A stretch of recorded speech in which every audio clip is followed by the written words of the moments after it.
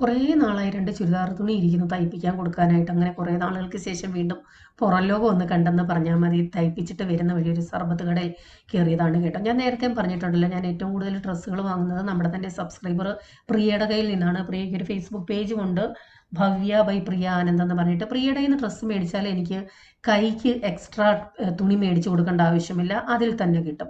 പക്ഷെ വേറെ എവിടെ നിന്ന് വാങ്ങിയാലും കൈക്ക് ഞാൻ എക്സ്ട്രാ മേടിച്ച് കൊടുക്കണം. ഇത് ഞാൻ യൂട്യൂബിൽ തന്നെ ഒരു ചാനൽ ക്യൂട്ട് ചുരിദാർ കഞ്ഞിക്കുഴി എന്ന് പറഞ്ഞിട്ട് അവരുടെ കയ്യിൽ നിന്ന് മേടിച്ചതാണ്. ഇതിന് ഞാൻ കൈക്ക് എക്സ്ട്രാ തുണി മേടിച്ച് കൊടുക്കേണ്ടി വന്നു.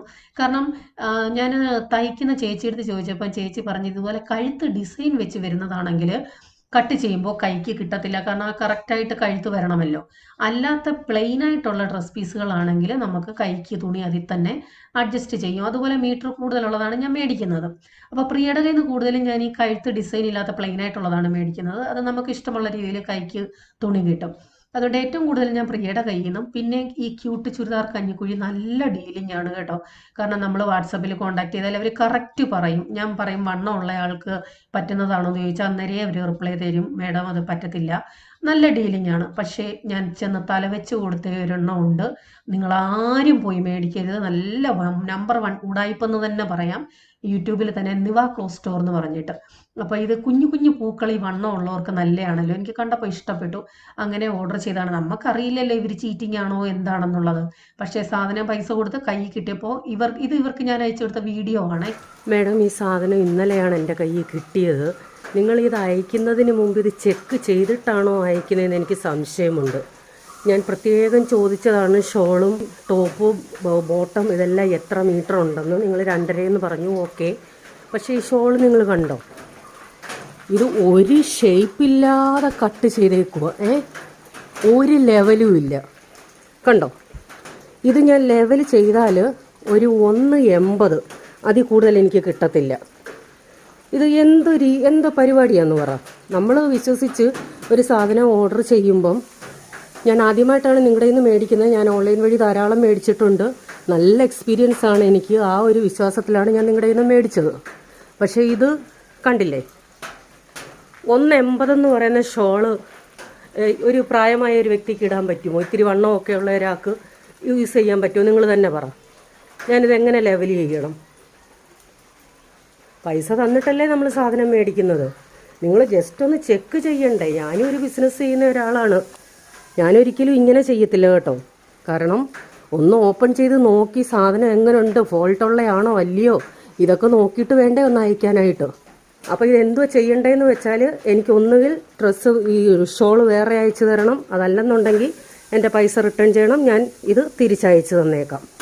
അപ്പോൾ ആ വീഡിയോ കുറച്ചുകൂടി ക്ലിയർ ആക്കാനായിട്ട് ഞാൻ രണ്ടാമത് ഒരു വീഡിയോ നന്നായിട്ട് എടുത്തിട്ട് അയച്ചു. അത് ഞാൻ നിങ്ങളെ കാണിക്കാം.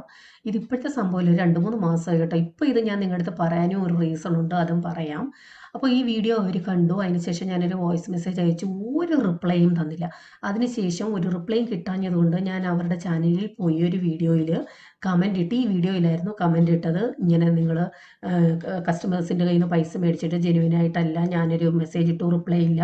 നിങ്ങളൊരു റിപ്ലൈ തരാത്തത് കൊണ്ട് തന്നെ ഞാൻ എൻ്റെ ചാനലിൽ ഇതിനെക്കുറിച്ച് പറയുമെന്നും പറഞ്ഞ് ഒരു കമൻ്റ് ഇട്ട് 2 മിനിറ്റിനകം അവർ ആ കമൻറ്റ് ഡിലീറ്റ് ചെയ്തു. ഒരു റിപ്ലൈയും തന്നിട്ടില്ല. രണ്ടാമത് ഞാൻ അയച്ച വീഡിയോ ഇതാണ്. ഇതിനകത്ത് കറക്റ്റ് നിങ്ങൾക്ക് മനസ്സിലാവും. ഈ രീതിയിലാണ് കട്ട് ചെയ്തേക്കുന്നത്. ഞാനിത് ഷേപ്പ് ചെയ്തപ്പോൾ 1.5 മീറ്റർ പോലും ദുപ്പട്ട കിട്ടിയിട്ടില്ല. ഇത് ഇത്രയും ഈ വാല് പോലെ കിടക്കുന്നത് നമുക്ക് ഒരു വിധത്തിലും യൂസ് ചെയ്യാൻ പറ്റില്ല. അത് കട്ട് ചെയ്തപ്പോൾ അതിൻ്റെ കറക്റ്റ് കട്ട് ചെയ്തപ്പോൾ 1.5 ഇല്ല. അപ്പോൾ ഞാൻ ഇവർക്ക് വോയിസ് ഇട്ടേക്കുന്നത്, ഈ കൊച്ചു കുഞ്ഞുങ്ങൾക്ക് പോലും പറ്റത്തില്ല ഈ ഒരു ദുപ്പട്ട എന്ന് പറയുന്നത്. ഞാൻ ദുപ്പട്ട 2 സൈഡാണല്ലോ ഇടുന്നത്.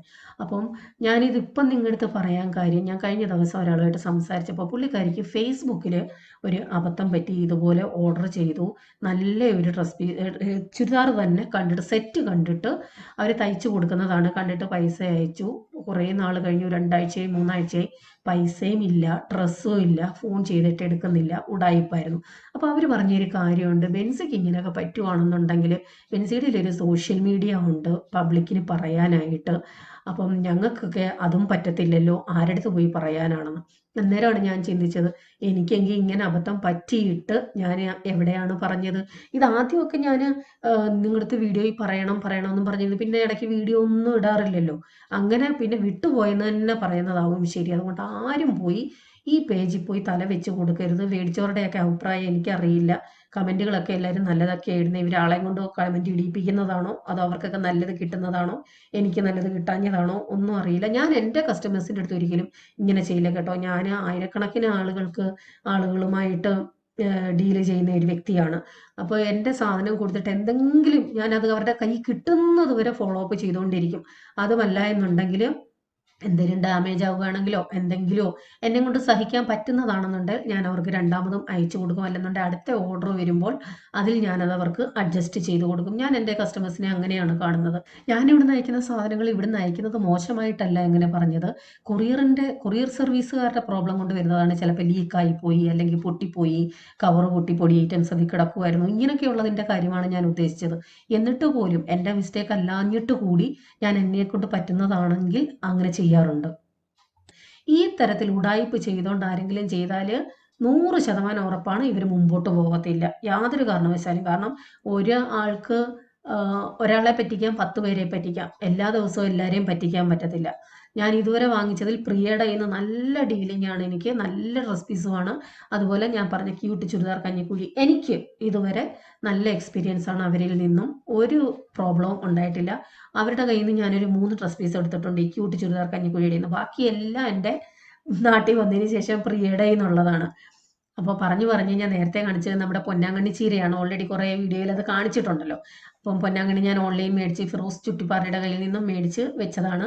കുറേ പ്രാവശ്യം ഇപ്പോൾ തോരൻ വെക്കാനെടുത്തു. പക്ഷേ എനിക്ക് അതിന് ശേഷം ഒരു അബദ്ധം പറ്റിയത്, നമ്മുടെ ഈ കമ്പോസ്റ്റ്, വീട്ടിലുണ്ടാക്കുന്ന കമ്പോസ്റ്റ്, എനിക്ക് ഇപ്പോൾ ഓൾറെഡി എൻ്റെ അടുത്ത് പലരും പറഞ്ഞിട്ടുണ്ട് ഇതിൻ്റെ മാത്രമായിട്ടൊരു വീഡിയോ ചെയ്യണേന്ന്.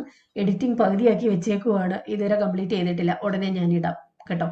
അപ്പോൾ ഈ കമ്പോസ്റ്റ് ഞാൻ അതാവുന്നതനുസരിച്ച് അടിയിൽ നിന്ന് നമ്മുടെ ചെടികളല്ല ഇതുപോലെ ചീരയ്ക്കും എല്ലാത്തിനും ഇട്ട് കൊടുക്കാറുണ്ട് കേട്ടോ. അപ്പോൾ അബദ്ധം പറ്റിയെന്ന് പറഞ്ഞത്, ഞാൻ ഈ ചീര കട്ട് ചെയ്തതിന് ശേഷം ഈ കമ്പോസ്റ്റ് ഇച്ചിരി നമ്മുടെ ചീരയുടെ സാധാരണ മണ്ണ് മാന്തി അതിനകത്താണ് ഞാൻ ഇതിട്ട് കൊടുക്കുന്നത്. അപ്പോൾ എളുപ്പപ്പണിക്കായിട്ട് ഞാൻ എന്ത് ചെയ്തു, അങ്ങനൊന്നും ചെയ്യാതെ അതിൻ്റെ അടിഭാഗത്ത് ഡയറക്റ്റ് അങ്ങ് ഇട്ട് കൊടുത്തു. കുറച്ച് കഴിഞ്ഞപ്പോൾ പുതിയതായിട്ട് വന്ന ചീര എല്ലാം പുഴുക്കുത്തു പിടിച്ച് ചെതലരിച്ച കണക്കിരിക്കുന്നതിൻ്റെ ഇലകളെല്ലാം. പിന്നെ അതിനെ വീണ്ടും ഞാൻ കട്ട് ചെയ്ത് കളഞ്ഞിട്ട് ഇപ്പം ഏകദേശം വീണ്ടും നല്ല രീതിയിൽ വരുന്നുണ്ട് കേട്ടോ. അപ്പം ഇങ്ങനെയൊക്കെയുള്ള അബദ്ധങ്ങളുണ്ട്. കമ്പോസ്റ്റ് നമ്മൾ വീട്ടിൽ ചെയ്യുന്നതാണെന്ന് പറഞ്ഞാലും നമ്മൾ ഇടുന്നതിന് ഓരോ രീതിയുണ്ട്. അങ്ങനെ ചെയ്തില്ലെന്നുണ്ടെങ്കിൽ നമുക്ക് 8ന്റെ പണി കിട്ടും. ഞാനിപ്പോൾ എൻ്റെ കാന്താരിയുണ്ട്, അതിനെല്ലാം ഈ കമ്പോസ്റ്റാണ് ഇടുന്നത്. ഞാൻ ഉടനെ വീഡിയോ ഇടാം കേട്ടോ. ഇനിയിപ്പോ നിനക്ക് കണ്ണാടി വെക്കണ്ടല്ലോ. കളിയാക്കുന്ന പൊന്നാങ്കണ്ണി അപമാനിക്കല്ല, അതിന്റെ പേരിനെ തന്നെ അപമാനിക്കുന്ന രീതിയിലാണ് ജോസ ഇപ്പൊ സംസാരിച്ചത്. ഒന്നുമല്ല, അതിന് ആ പൊന്നാങ്കണി എന്ന് പറയട്ടെ, കണ്ണിന് കാഴ്ച കിട്ടാനാ. എന്നാലും കളിയാക്കലിന്റെ ഒരു ധ്വനി ഉണ്ടായിരുന്നു അതിനകത്ത്. പിന്നെ എന്തോ പേര് പറഞ്ഞേ, ഇത് 1 വർഷം അടുപ്പിച്ച് കഴിച്ചു കഴിഞ്ഞാൽ പിന്നെ കണ്ണാടി വെക്കണ്ട. ഒരു ഉടുപ്പിട്ടോണ്ട് വരാമോ? ഇല്ല, ചൂടാ, നാണം കേടാ. ഉടുപ്പിടാതൊക്കെ നിൽക്കുന്ന എണ്ണ ഇവിടെ വെക്കുന്നേ. ഓരോ പ്രാവശ്യം ഓരോരുത്തർ മാറ്റങ്ങൾ വരും.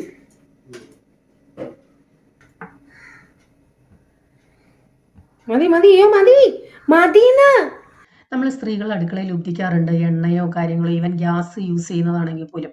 അതൊക്കെ ഇല്ലാതാക്കാൻ പുരുഷന്മാരെ 1 ദിവസം അടുക്കളയിൽ കയറ്റിയാൽ മതി.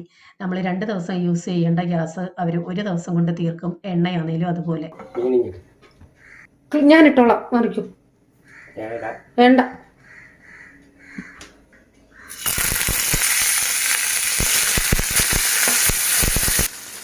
ഇങ്ങനെയൊക്കെയുള്ള കാര്യങ്ങൾ തുടയ്ക്കാനേ ഇത്രയും എടുത്താൽ ഞാൻ ഒരു പ്രാവശ്യം തുടച്ചിട്ട് വീണ്ടും അത് കഴുകിയെടുക്കും കേട്ടോ.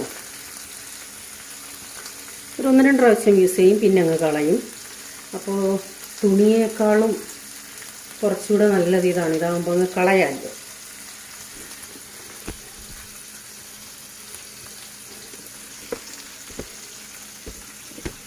ഈ മീനൊക്കെ വറക്കുമ്പോൾ ഇതുപോലെ തെറിക്കും.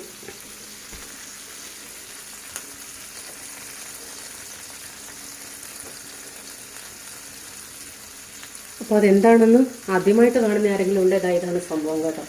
ആമസോണിൽ വാങ്ങാൻ കിട്ടും, നല്ല യൂസ്ഫുള്ളാണ്. നോക്കിക്കേ, ഇച്ചിരി പച്ചക്കറി എടുത്തുകൊണ്ട് വരുന്ന കാഴ്ചയാണ് നിങ്ങൾ കണ്ടത്. പലരും എനിക്ക് മെസ്സേജ് ഇട്ട് ചോദിക്കുന്നതാണ് പെൻസി ഓണത്തിന് എന്തൊക്കെയാണ് സ്പെഷ്യൽ ഐറ്റംസ് ഉള്ളതെന്ന്.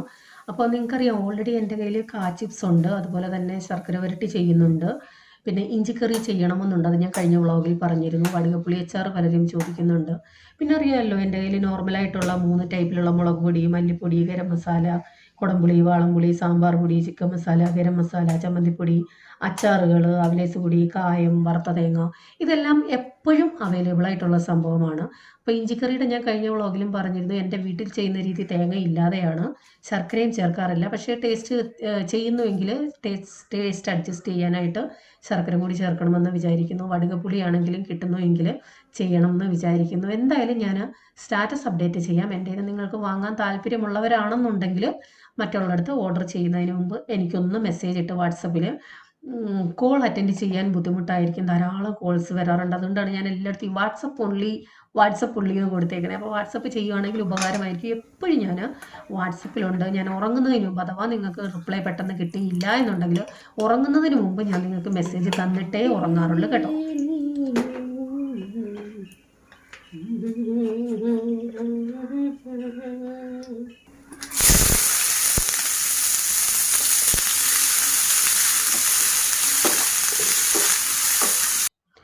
അപ്പോൾ ഞാൻ തോരന് വേണ്ടി കുറച്ച് തേങ്ങ കൂടുതൽ എടുത്തിട്ടുണ്ട് കേട്ടോ. ഇത്രയും തേങ്ങയുടെ ആവശ്യമില്ല. ഇല എങ്ങും വാടുമ്പോഴത്തേക്ക് ഇത്തിരി കാണത്തുള്ളൂ കേട്ടോ. എങ്കിലും ഇത്തിരി തേങ്ങ ഇടുമ്പോൾ ഇത്തിരി പൊലിപ്പ് കിട്ടുമല്ലോ, അതിന് വേണ്ടി ഇട്ടതാണ്. മഞ്ഞൾപ്പൊടി ഉപ്പും കൂടി ഇട്ടി ഒന്ന് ഞെരടി വെച്ചു, വേറെ ഒന്നും ചേർത്തിട്ടില്ല. എണ്ണ ഒഴിച്ചു, കടുക് പൊട്ടിച്ചു, സവാളയും പച്ചമുളകും ചേർത്തു. അതിന് ശേഷം നമ്മുടെ ഇല ഇട്ടിട്ട് നല്ലതുപോലെ ഒന്ന് ഇളക്കി യോജിപ്പിക്കാം. ഭയങ്കര ടേസ്റ്റി ആയിട്ടുള്ള ഒരു തോരനാണ് കേട്ടോ. പലർക്കും സംശയമാണ്, പൊന്നാങ്കണ്ണി കവർപ്പുണ്ടോ ചവർപ്പുണ്ടോ ടേസ്റ്റ് വ്യത്യാസം ഉണ്ടോ എന്നൊക്കെ. എനിക്ക് ഒരു വ്യത്യാസവും തോന്നിയിട്ടില്ല. നല്ല ടേസ്റ്റി ആയിട്ടുള്ള ഒരു സംഭവമാണ്. നിങ്ങളുടെ കയ്യിലുണ്ടെന്നുണ്ടെങ്കിൽ ഇത് കളയരുത് കേട്ടോ. പലർക്കും ഇത് സംഭവം എന്താണെന്ന് തന്നെ അറിയത്തില്ല. നമുക്ക് കഴിക്കാൻ പറ്റുമോ എന്ന് പോലും അറിയാത്ത പലരുടെയും വീട്ടിൽ ഇത് ധാരാളം ഉണ്ട്. ഞാൻ ചിന്തിക്കാറുണ്ട്, ദൈവമേ എൻ്റെ വീട്ടിലായിരുന്നെങ്കിൽ ഞാൻ ഡെയിലി ഇതൊക്കെ തോരൻ വെച്ചേനേന്ന്. നമ്മുടെ പറമ്പിൽ നിന്നുള്ളതാണല്ലോ. ഞാൻ മിക്കവാറും ഞങ്ങളുടെ ഇവിടുത്തെ ഭക്ഷണം എന്ന് പറയുന്നത് പറമ്പിൽ നിന്ന് എന്തൊക്കെ കിട്ടുന്നോ ആദ്യം അതിനാണ് പ്രയോറിറ്റി. അത് കഴിഞ്ഞിട്ടേ പുറത്തുനിന്ന് എന്തെങ്കിലും മേടിക്കാറുള്ളൂ. അപ്പോൾ ഈ സമയം കൊണ്ട് നമ്മുടെ മീനും ഫ്രൈ ആയിട്ടുണ്ട്, തോരനും റെഡിയായി. ആവി ഒന്നാ മതി കേട്ടോ. പെട്ടെന്നാവുന്ന സംഭവമാണിത്, ടേസ്റ്റി ആയിട്ടുള്ള ഒരു സംഭവം. അപ്പോൾ ഒരു ദിവസം ഇതാണെന്നുണ്ടെങ്കിൽ പിന്നെ ചായ മനസ്സ, പിന്നെ മുരിങ്ങയില, ഓമയ്ക്ക, ചേമ്പിൻ താള്. പ്രത്യേകിച്ച് ഈ സമയത്തൊക്കെ നമുക്ക് താളൊക്കെ യൂസ് ചെയ്യാം. ചൊറിയത്തൊന്നുമില്ല. അത് ഈ കാലാവസ്ഥയുടെയാണോ എന്താണെന്ന് എനിക്കറിയില്ല. ഞാൻ പല പ്രാവശ്യം താളൊക്കെ ഇപ്പോൾ എടുത്ത് കറിയും തോരനും ഒക്കെ വെച്ചു. ഇത് എത്ര രൂപയുടെയാ? ഇത് എവിടുന്നാ? മാർജിൻ ഫ്രീ എന്താ? പക്ഷെ ഉണ്ട് നല്ല കാബേജ്. ഇതൊരു തോരനുണ്ട്, ഇതൊരു കറിക്കുണ്ട്, ഇതും വേണമെങ്കിൽ മത്തങ്ങാക്കറിക്കുണ്ട്. ഇത് തോരൻ വെക്കണമെങ്കിൽ തോരൻ വെക്കാം, ഇല്ലെങ്കിൽ ഒരു കറിക്കുണ്ട്.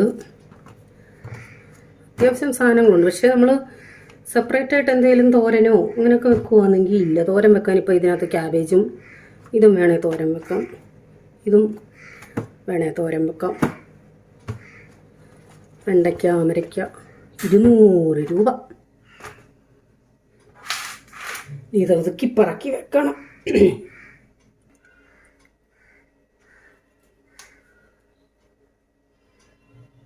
എൻ്റെ അടുത്ത് പലരും ചോദിക്കാറുണ്ട്, അച്ചാർ ഫ്രിഡ്ജിൽ വെക്കണോ പുറത്ത് വെക്കണോ എന്ന്. അപ്പം നമ്മുടെ അച്ചാർ ഫ്രിഡ്ജിൽ വെച്ചാലും പുറത്ത് വെച്ചാലും സെയിം കൺസിസ്റ്റൻസി ആയിരിക്കും. കണ്ടോ, ഇതിപ്പോൾ ഫ്രിഡ്ജിൽ നിന്ന് എടുത്തതാണ്. അതാണ് നല്ലെണ്ണയിൽ ഇടുന്ന അച്ചാറിൻ്റെ പ്രത്യേകത.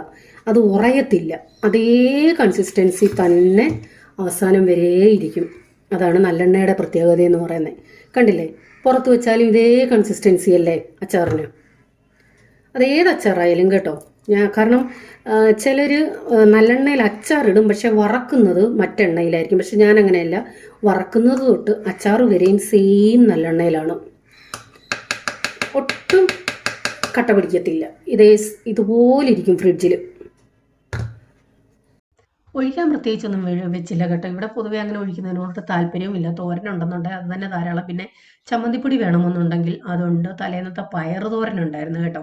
അപ്പോൾ പയറ് തോരനെ, നമ്മുടെ പൊന്നാങ്കണ്ണി ചീരയുടെ തോരനെ, ഉണക്കമീൻ വറുത്തത്, മാങ്ങ അച്ചാറ്, ചമ്മന്തിപ്പൊടിയുണ്ട്. ഞാൻ ചമ്മന്തിപ്പൊടി എടുക്കാറില്ല, തോരൻ മാത്രമേ ഇട്ടിളക്കി കഴിക്കാറേ ഉള്ളൂ. അപ്പോൾ ഇന്നത്തെ വ്ളോഗ് നിങ്ങൾക്ക് എത്രത്തോളം ഇഷ്ടപ്പെട്ടു എന്നറിയില്ല. ഇഷ്ടപ്പെട്ടുവെങ്കിൽ എന്തുണ്ടെങ്കിലും കമൻ്റ് ഇട്ട് അറിയിക്കാൻ മറക്കരുതേ. അപ്പോൾ വീണ്ടും അടുത്ത വീഡിയോയുമായി വരാം. Till then bye. God bless you.